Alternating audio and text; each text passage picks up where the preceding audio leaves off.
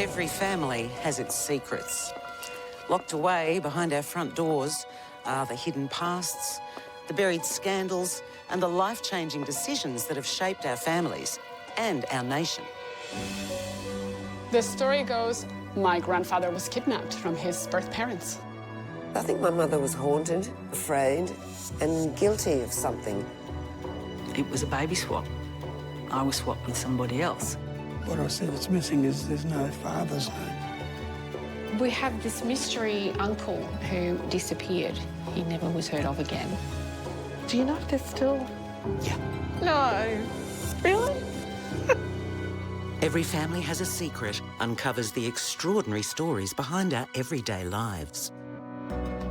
This time, the secret pasts of two fathers forced their children to rewrite their histories. Oh, gosh. The child's mother refuses to give the name of the father. Koori woman Paula Morrison traces the difficult life of her Austrian father.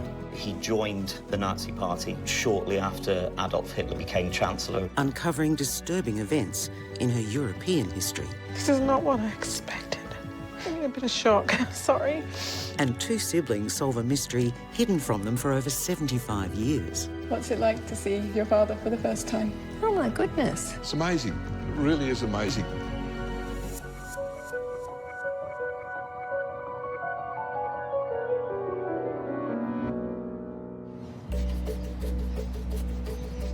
So what do you think about me doing this? I'm really happy about it. It's going to fill in a void that's been in our life for 60 years. In Melbourne, on Wurundjeri country, 59-year-old Paula Morrison is seeking answers about her paternal history. I have two other sisters. I'm the oldest. We lost our mother. I was 3 years of age. The other girls were obviously younger. Mum was only 28. I had no idea where my father was during that time. I was told that he had passed away. For proud Koori women Paula, Andrea and Donna, painful events in their childhood left them disconnected from both the Indigenous heritage of their mother and the European past of their father. And I think I was 20 when my dad called us out of the blue to let us know that he wanted to connect with us. I was so shocked because as far as I knew, he was deceased. In the early days, I just thought my dad was an alcoholic who didn't amount to anything, and just over time there were little things that he started to tell me, and so I realised that, you know, something bigger has happened here. It wasn't until she was an adult that Paula Morrison's father, Wolf, re-entered her life, years after abandoning her and her two sisters in the wake of their mother's death. That reconnection was the beginning of an often difficult relationship, which continued through to the end of Wolf's life. For Paula, he remained an enigmatic and tormented figure. What had happened in his past to have left him that way? Paula. Hi, Naomi. Hi, nice to meet you. Nice to meet you too. Thanks. Welcome. Thank Come you on very in. much. I will. This is a really complex story you're trying to get to the bottom of, isn't it? It is. So I'd like to start with your mum. What you can tell me about your mum. Well, this is my mum, and her name was Martha Wandin. She's a Wurundjeri woman. Unfortunately, I never really knew her. She had a massive stroke. She was only 28 and died not long after. So young, so young. Very young. So did your father have any contact with you when your mum was alive? I think maybe for the first couple of years, and then I don't really know where he disappeared to after that. But what were you told by the people who were looking after you? Nothing other than they thought he was dead. That was it. So at the time that your mum passed away, did your dad come and look after you? No, he didn't. The younger sister was taken by one of Mum's best friends. My middle sister, Andrea, and I, we were put into foster care. So how did your dad appear on the scene? I think I might have been 20 or 21, and then out of the blue, he phones, and I almost dropped the phone. The world must have moved on its axis. Just trying to comprehend that it's not just my father, but he's alive, and so the journey began with my dad. You know, he was doing it tough. He was living in a boarding house in South Melbourne. I think he didn't have a job. And so right there I was a little bit, oh, and that's my father. So I was a little bit hesitant to meet him straight away. You must have been quite angry about this person suddenly appearing. You know, I already had the barrier up, thinking, you know, where were you? Why did you abandon us? Understandably. But my dad, you know, he was an alcoholic. He would get quite hostile, and I decided that was it. I ended it right there. You know, I think it might have been 16 years before I reached out again to find him. Wow. Noni, this is my dad. This is Wolf Dieter Helfer. I think you might have been, what, maybe 17, 18 in that photo? Do you know when he was born? 1941 in Kapfenberg in Austria. And do you know when he came to Australia? 1950 with his mother. Her name is Paula, and I'm named after my grandmother, Paula. Did he have a good relationship with her? No. Do you know? No? No. And I think that's when I wanted to know why. What had gone on here? It had gone so wrong. So his father, where was his father in the scheme of things? So his father's name was Conrad Springer. So was his father part of his life at all when he was growing up? No, Granny and Grandpa Conrad Springer had split up. Had split up. So it was, and so he was Granny Paula's only child. Yes. What happened to your father while all this was going on? The split. Did he ever talk about that? Yes, he did. Yeah. So he told me during the war, he had been sent to live with his auntie in Germany, and during those war years, there's no contact with his mother. After the war ended, he caught a train back to Austria to meet his mother and his new stepfather. Wow. So who was the stepfather? What do we know about him? His name was Johann Kiosis. He was from Lithuania. And so my dad said to me, Paula, you know, if the Australian government had found out what my stepfather did, they would never have allowed us into Australia. And so I said, what did he do? And he said to me, he had murdered Jews in Lithuania. Oh, my goodness. So I found a photo of Johann. In a uniform of some sort? Yes. And I'm not sure what uniform that is, but I did find these documents. And I saw SS. I couldn't understand the language. Because it's what, German? It's German. Yeah. So I couldn't make sense of anything, but I knew something was up. So did your father say what kind of a relationship he had with his stepdad? Oh, awful. Brutal and awful. Oh, gee. And so it became clear to me, boy, he has lived through a lot of sadness there. So how old was he when he died? Oh, 72. So there's so many strands to this story. So what would you really like to focus on? I want to know Dad's history, you know, the circumstances around his birth. I want to know about my dad's real father, Conrad Springer. I'd also like to know who my dad's stepfather, Johann Kiosis, was, and if the rumours about him are true. And while I'm at it, I'm just like, I need to go and find my family and who I belong to. I think that's about it. That'll keep you going. Yeah. But it's a big jigsaw, so there's lots of pieces to the puzzle. Yeah. Yeah, well, I wish you every success. Thank you. Thank you.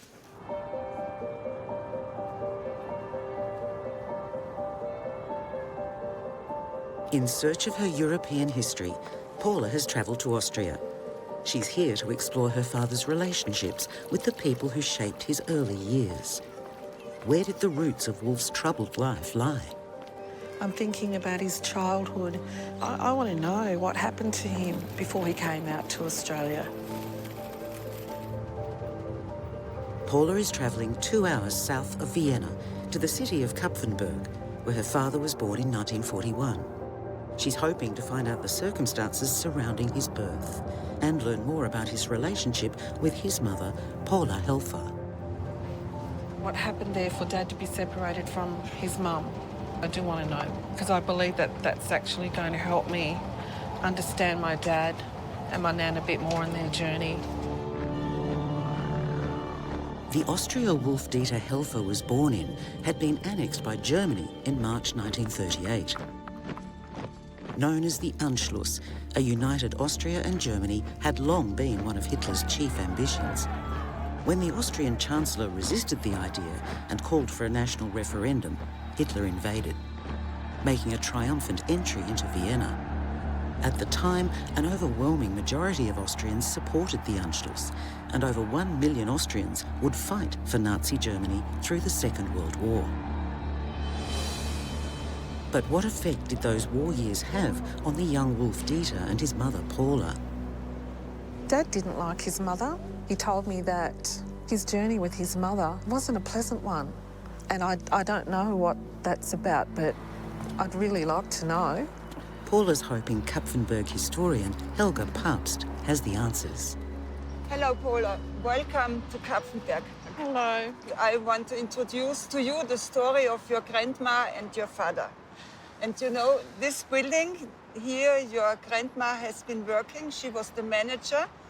It was the private hotel of the big steel factory in Kapfenberg. Wow. So it was a very good position. But I think we go inside the house. Oh, this is amazing. It seems life was complicated from the very beginning for Paula's dad, as his welfare records reveal. So the fact is that your grandma, she was a single mother. And I show you here the document where Wolf Dieter Helfer was born, you know, on 7th of July, 41. And I have a translation for you.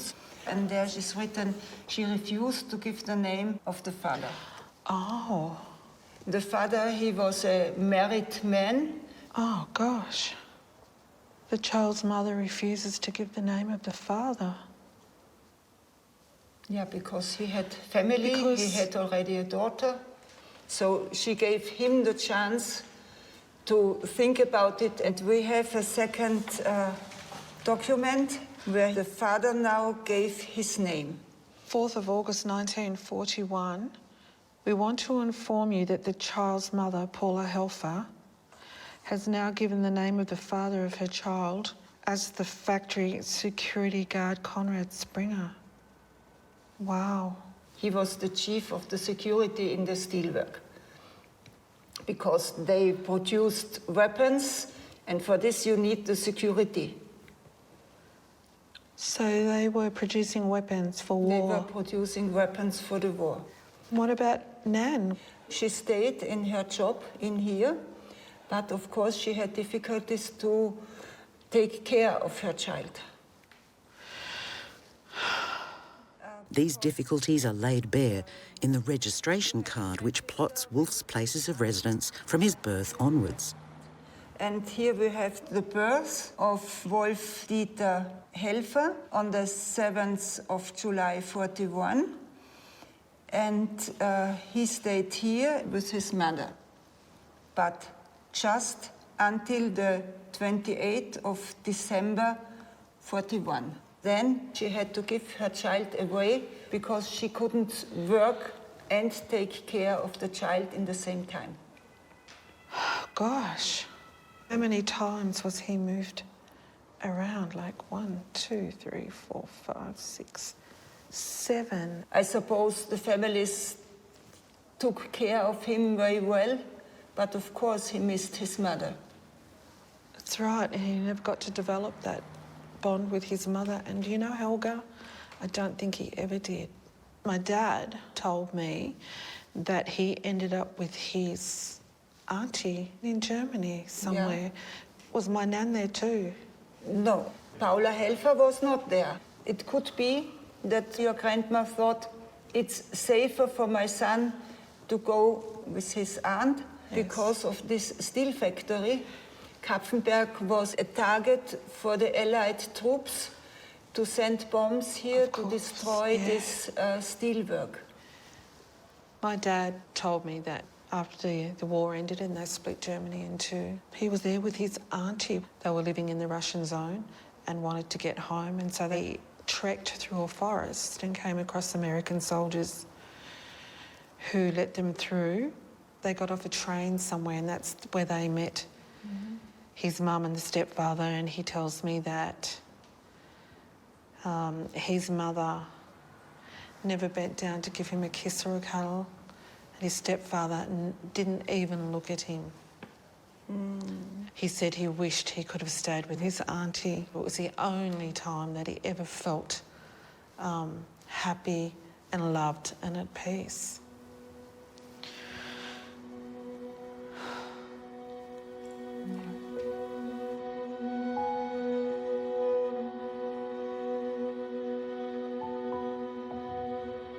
My head is swimming, discovering the information about my dad's life as a little baby, as a child, just blew me away. I wish that I could take that information back to him and show him my nan. She was a mother who tried her best under some very difficult circumstances. All I see is a mother, really, that was struggling and trying the best that she could do for her child, as any mother would do. So I'm glad that that was cleared up today. I saw it from a different perspective. It was lovely today to hear that my grandfather really is Conrad Springer. Now I'm really keen to find out who that man is. But in finding out who grandfather Conrad Springer was, Paula must confront the shocking dark truths of her European history.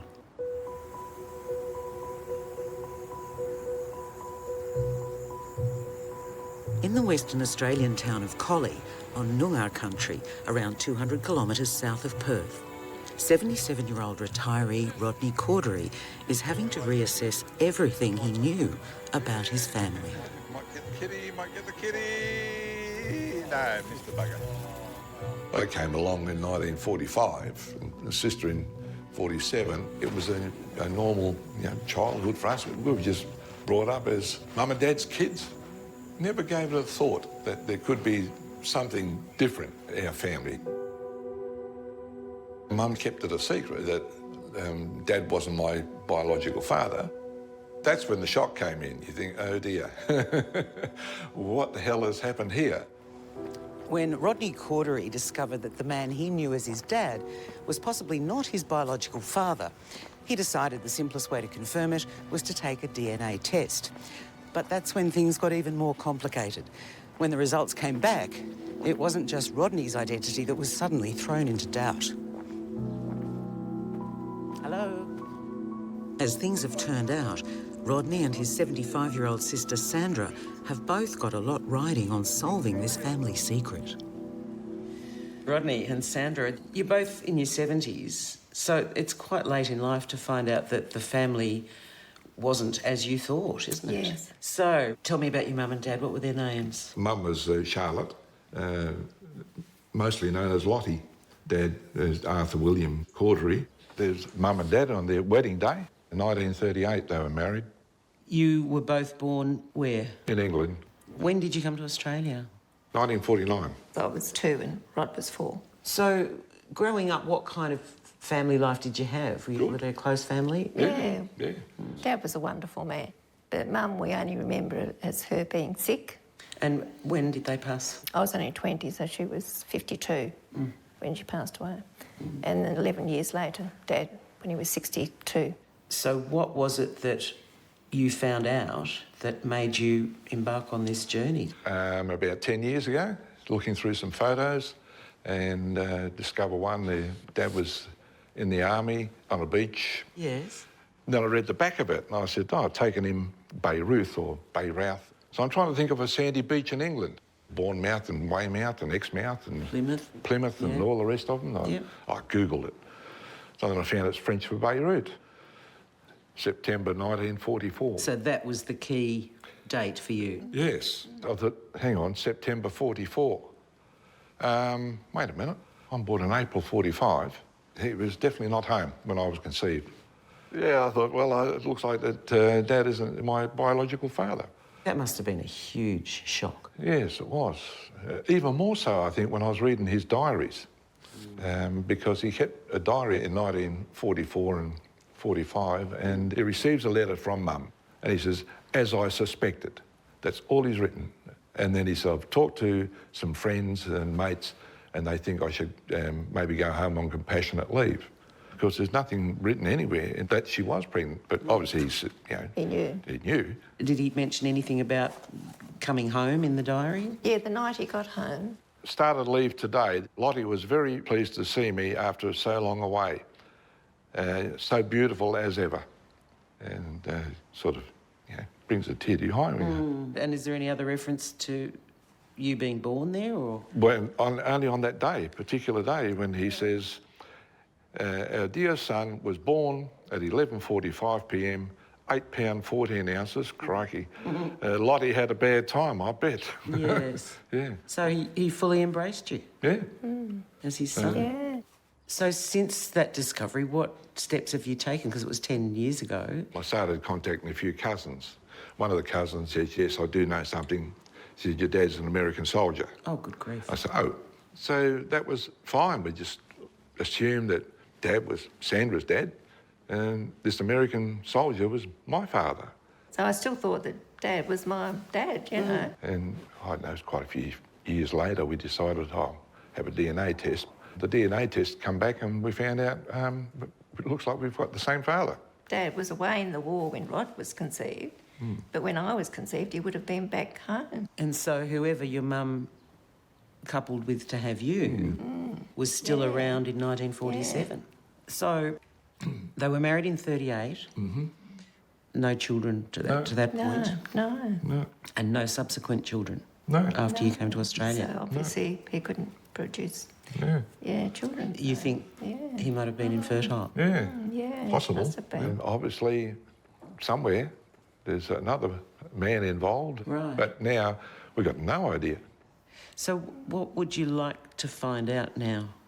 Right. Well, we'd just like to find out not only who was our father, maybe we'll find out we've got some other siblings there, or half-siblings. Amazing. Yeah. Well, I really hope we can help you get to the bottom of it all. So do we. So do I.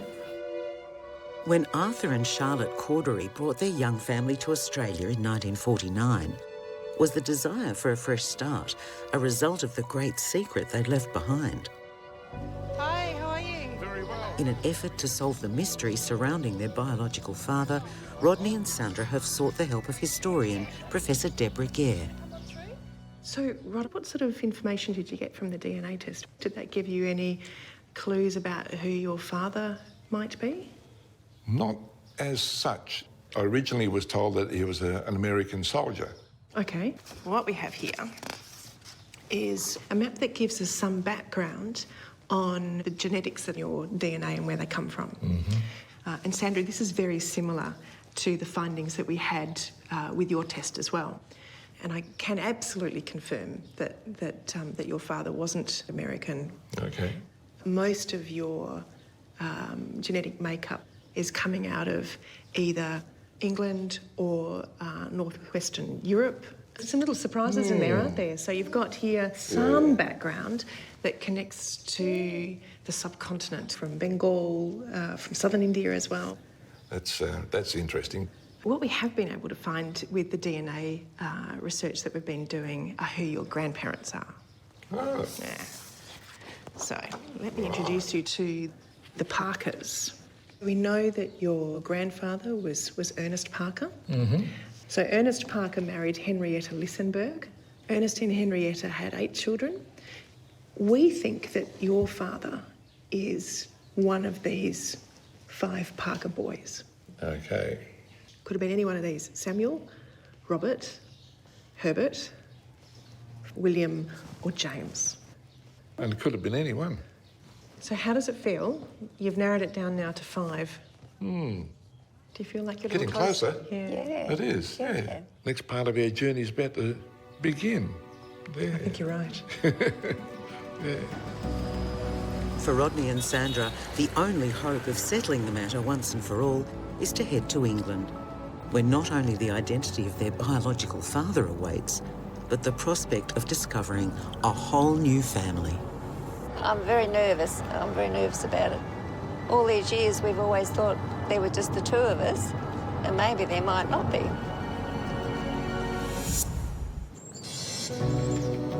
In Austria, Paula Morrison is investigating the troubled upbringing of her father, Wolf Dieter Helfer.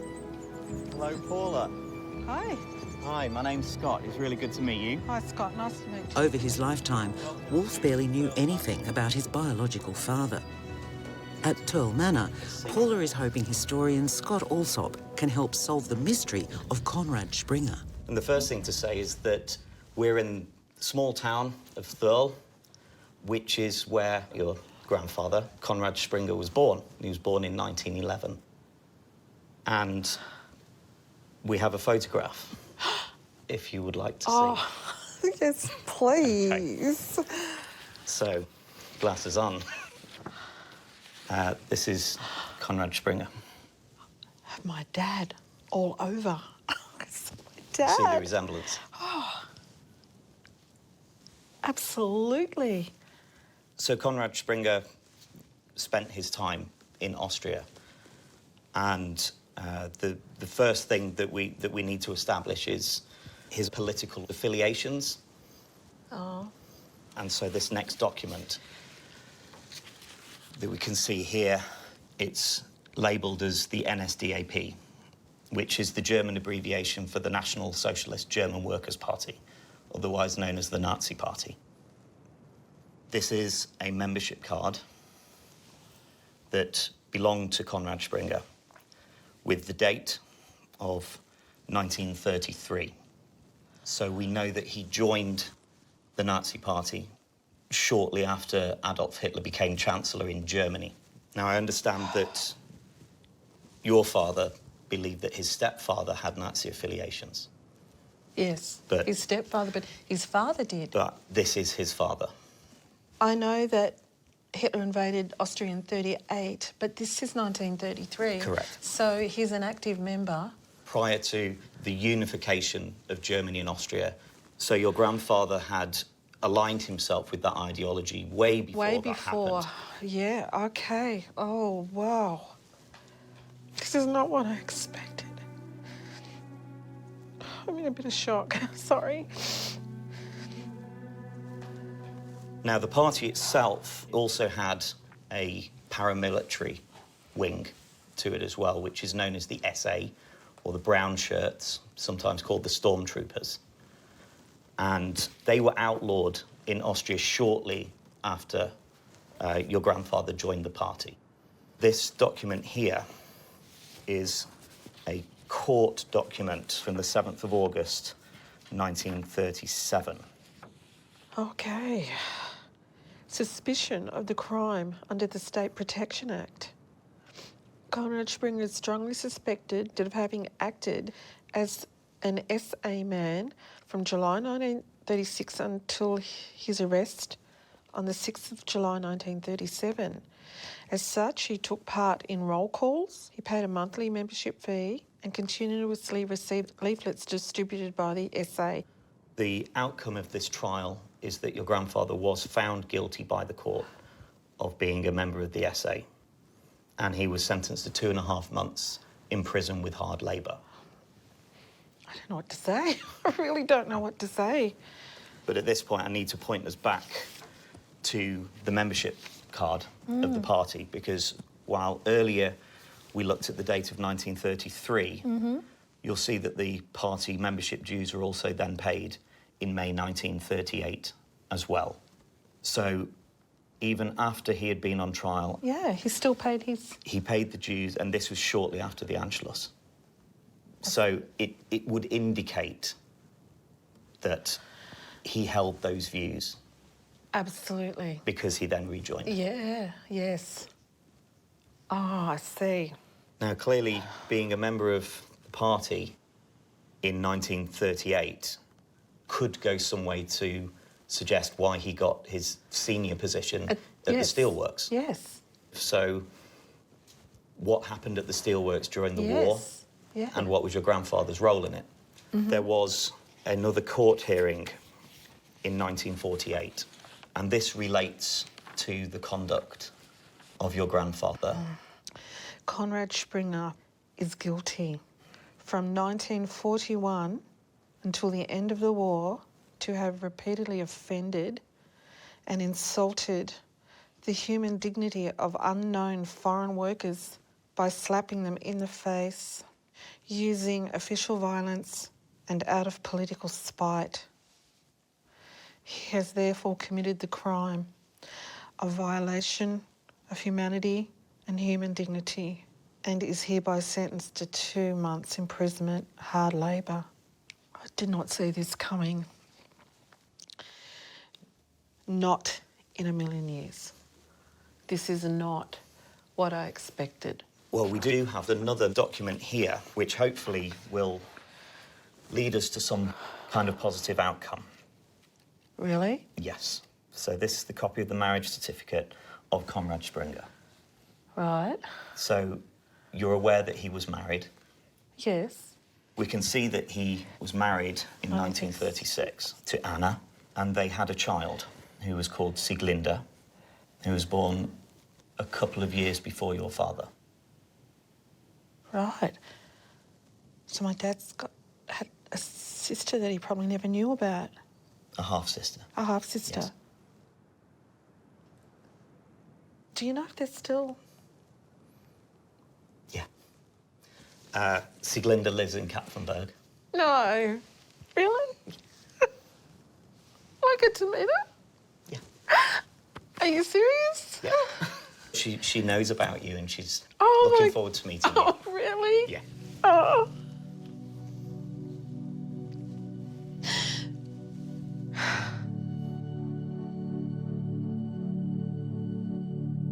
I was shocked at what I found out in relation to my grandfather, Conrad Springer, that's for sure. I was shocked to see that he was, part of the Nazi Party. Was he a man to be honoured and respected as a grandfather? No, I don't think so. I'm a Koori woman, and I wonder if he had have known that his grandchildren were First Nations people from Australia, what would he have thought? Can't believe it. I can't believe that my dad has a sister who is still with us today, and she is my auntie, and I am her niece. 84-year-old Sieglinde now lives in a nursing home. Facility manager Gerard Milcher is on hand to make the introductions. I'm a bit nervous, but looking forward to it. It's okay. Hello. Hello, Auntie. Hello, Paula. Hello, Auntie. Hello. Hello, Auntie.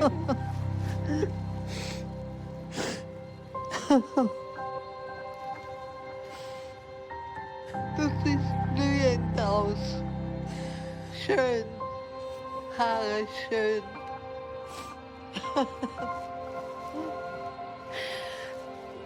These are for you. Danke. Danke. Lange hat's gedauert. Das hätte man nie gedacht, dass man sie wirklich einmal sehen. I never knew about Auntie. I got a shock. And so here we are. Danke schön. Danke. I've got some photos, Yes, Darren. please. I'd really like to share them with Auntie. So, the first one that I've got is Dad when he was a baby. Ja, das kenne ich. Das Oh, kenn really? ich. Yes. She knows this photo. Das ist der Tita. Tatita, yeah? Ja? Yeah. And that was when he was a Genau. little boy? Schon lieb, Ja, gell? ja, da war er. But boy, I tell you what, her and Dad are so alike, really. My dad and Auntie have the same nose. That's for sure. Der Bruder und Sie haben die gleiche Nosen, hat Ja. die Paula gesagt. Ihr habt alle die gleiche Nosen. Definitely. Ja. Same nose. Ja. Yes. Danke. I was angry today because of what I felt about my grandfather and he not being there for Dad. And so that's why I was a bit nervous about coming to meet with Auntie.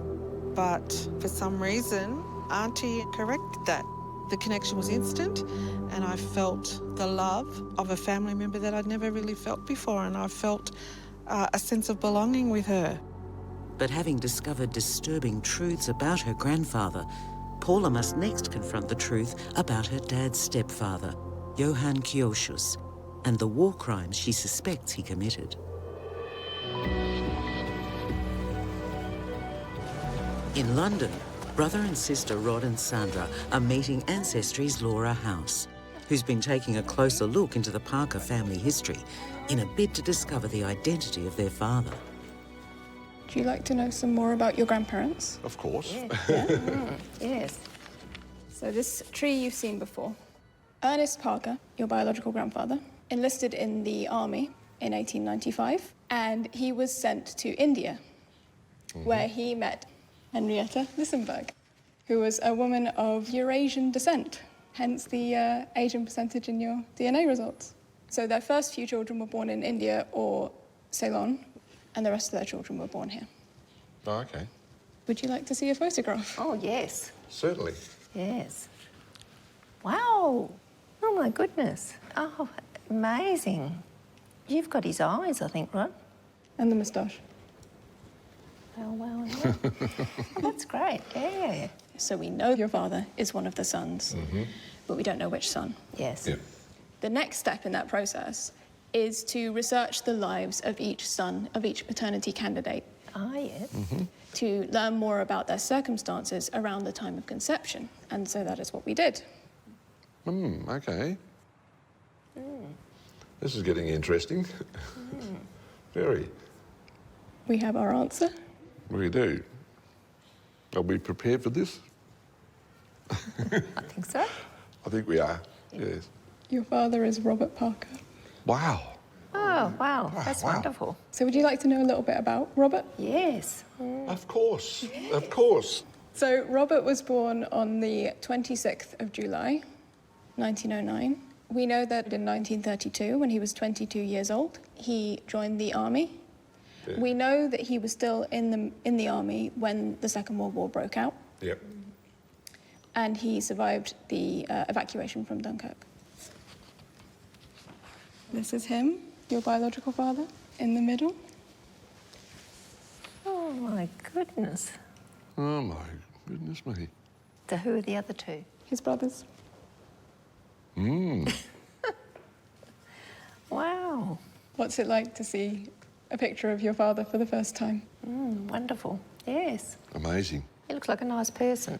Of course, you're interested in the circumstances of how Robert met your mother. Yeah. And yes. We can only speculate on that, but we do have some interesting information which aids speculation. So what I have here is the tracer card for Robert Parker for his service in the army. Right. Wow. Declared illegally absent, 19th of the 2nd, 44. AWOL. AWOL. Absent without leave. Yes. So Probably, he was AWOL at the time that you were conceived. Mm-hmm. We can speculate that perhaps he left to be with your mother. Oh, right. Okay. Robert went on to marry in 1948, and he had 2 daughters, Linda and Jackie. So when do we get to meet them? You get to meet them tomorrow. Oh, tomorrow. Oh, wow. I'm really happy for you. Yeah, thank you. I'm not too sure about that. Hang on a minute. Yeah, can't cope with I'm one, going to be let alone another 2. I'm going to be outnumbered. No, I'm really thrilled about that.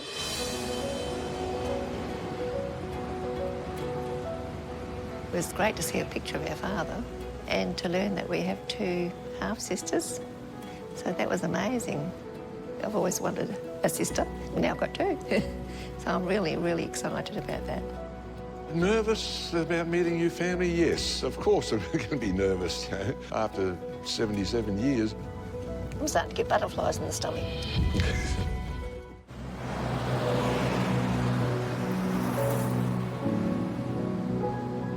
Siblings Rodney and Sandra have made their way to the town of Romford, east of London, where they lived for the early years of their lives, and where they're about to meet their half-sisters Linda and Jackie for the first time. Hello. Hello there. How are you? Hi, thank you. Hi, thank you. I'm Rod. You're Rod, I'm Linda. You're Linda? Yeah. Okay. And this is... Sandra. Hello. Hi, Sandra. How do you do? Nice to Very see well. you. How are you? Yeah, not so bad, thank Big mystery. I'm Rod. Yes, I've got a daughter and a son. Yeah. And the same, Rod's got a son. I haven't got any children, I've got no family. Oh, you have now?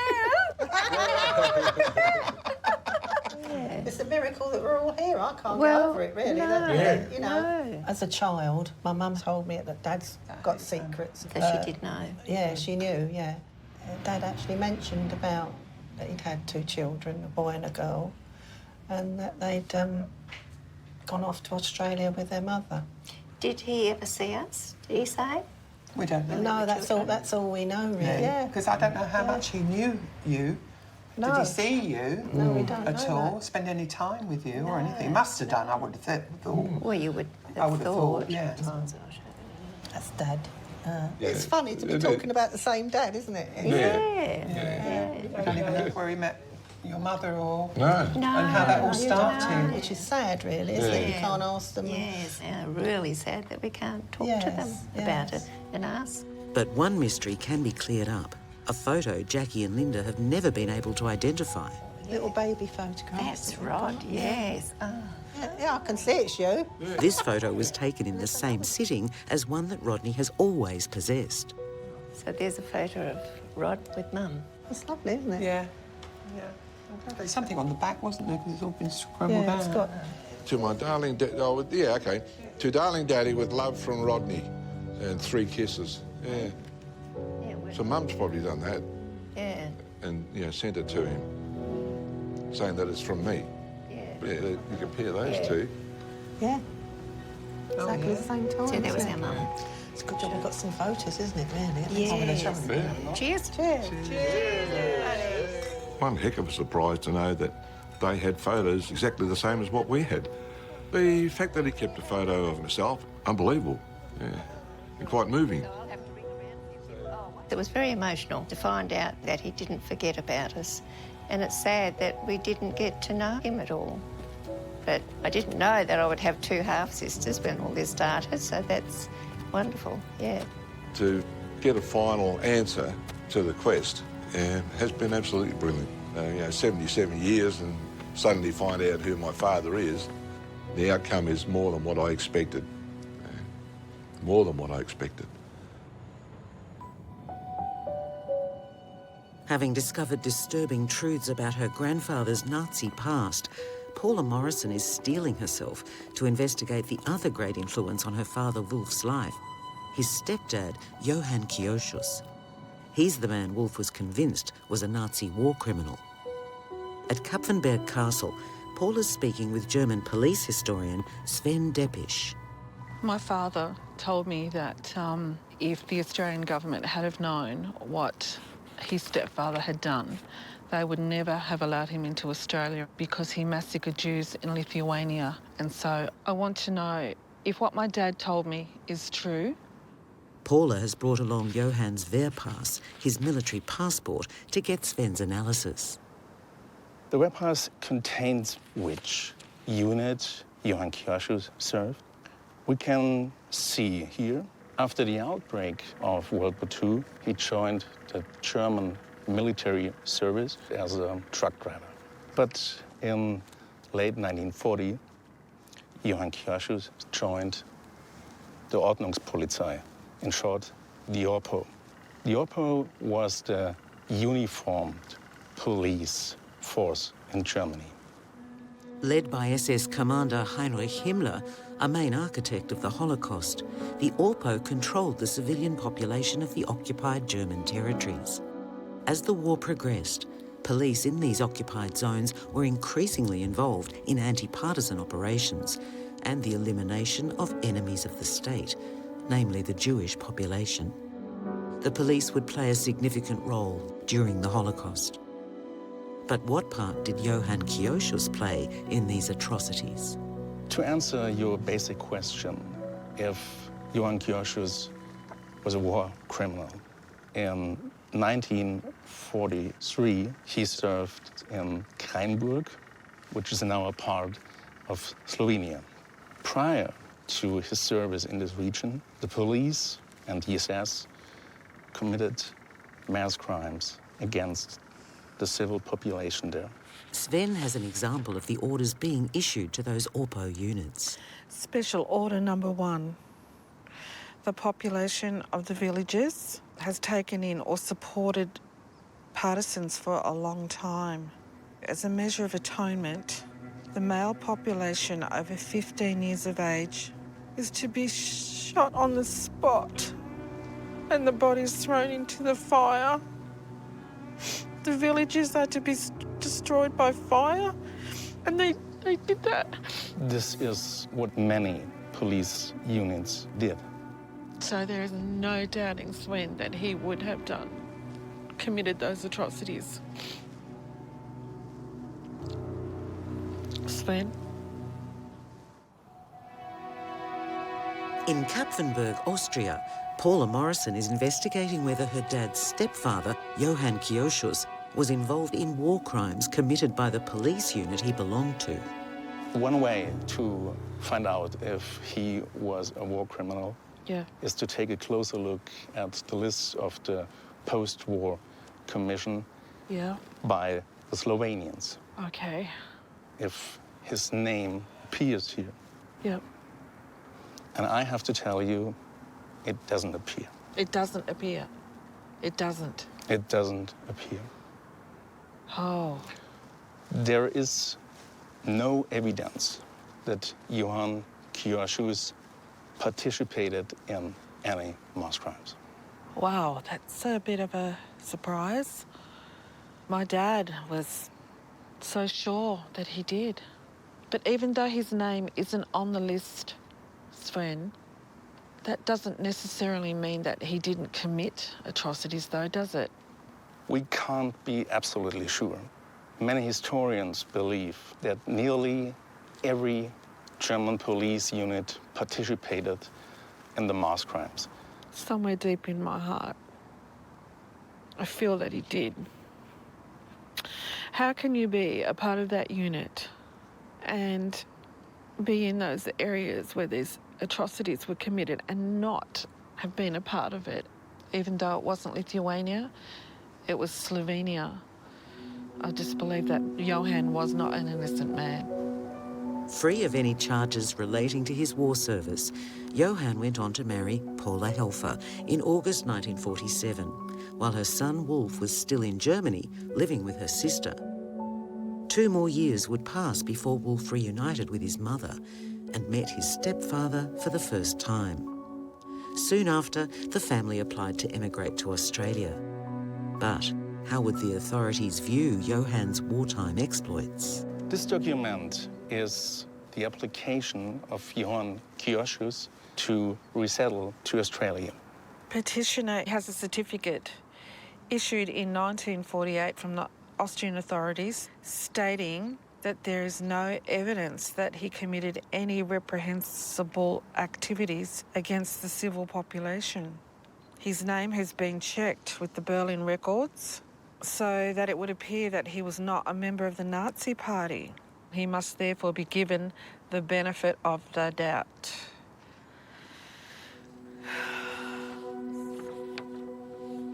In late 1949, Johann, Paula's grandmother, and 8-year-old Wolf gained refugee status to settle in Australia. I'm very frustrated that Johann has been cleared, that there's nothing to indicate that he did anything wrong, but I don't think that he was checked out thoroughly enough. When I started this journey, I had always believed that Johann Kioschus was a Nazi, that he was a criminal, and that we were going to find the evidence. No doubt about that in my mind. Little did I know that it was my grandfather, my own grandfather, Konrad Springer, that was the Nazi.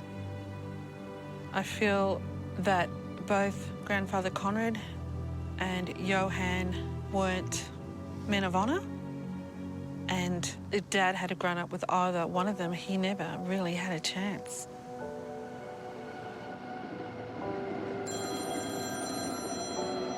As Paula prepares to leave Austria, she's received a last-minute call from Kapfenberg historian Helga Papst. There is a new development in the investigation of your family history.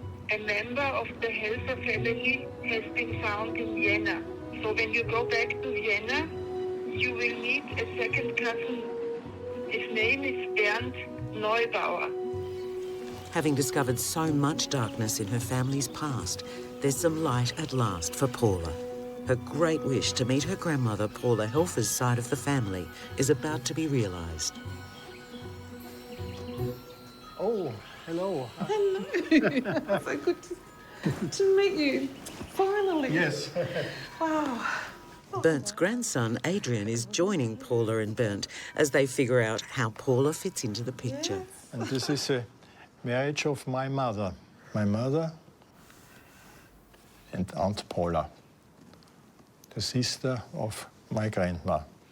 So your grandmother and my grandmother were sisters, which makes us... Cousins, oh. Yeah, did you ever meet my nan? Yes, yes. I think it was about 1958, and she made with my parents holidays in Italy. And this is a photo from Paula was from Italy. Yes. When Paula comes back. And so who was that? It's my mother, Aunt Paula. Wow, this is just, wow, wow, wow. It was so important to me to have that sense of belonging. I desperately wanted to meet Nan's side of the family. Yeah. And here I am. Now you found us. Yeah, found us. Yeah. And we are many people here. Really? Yeah. So it's an absolute joy, to be honest. And I can't wait to share this with the rest of the family. Yeah. Look at us. Yeah. You see the... Do you see it?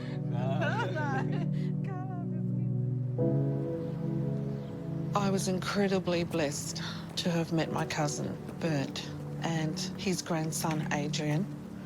I felt like I was home. I'm just so sorry for Dad, everything that he endured in his life. I'm so sorry that he didn't get to know the love of a family that I've met here in Austria. It's been a difficult journey.